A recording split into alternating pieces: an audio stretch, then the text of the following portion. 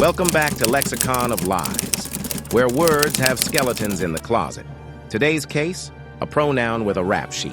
What's the racket here? 3 pronouns missing, and who's left holding the bag? They, loitering at the scene like they own the joint. Yep, I'ma spell it out. T-H-E-Y. Time to crack this humdinger of a case wide open. Back then, English ran on heom, and heora. Solid crew until Old Norse swaggered in with their, them, and theira. The reason?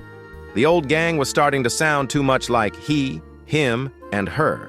So they called in the Norse reinforcements. Cleaner, sharper, less confusing. And yeah, you're eyeballing that funky ath up front. That's a thorn. Sounds like TH in thing. The Norse were basically linguistic mercenaries. Took over the neighborhood, no questions asked. But they slipped through the cracks like a pro. By the 14th century, they was moonlighting, pulling double duty as singular and plural, a loophole no one bothered to close. Even Shakespeare and Chaucer were in on it, running with they long before anyone called it trendy. And Jane Austen? She gave it her stamp of approval, too. These literary types sure knew how to cover their tracks. Fast forward to 2019, Merriam-Webster calls they back to the front lines. Crowned word of the year for stepping up as the go-to when someone doesn't fit neatly into he or she. And sure, while some bureaucrats tried closing the file, they is still working the case.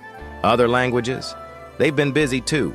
French drafted EL, Swedish picked up hen, inspired by Finnish. But Finnish? They've been packing hen, a gender-neutral classic, since day one. Meanwhile, English just called they back from early retirement. Turns out, they has been solving identity crimes since the Middle Ages. Case closed, but don't vanish like those pronouns.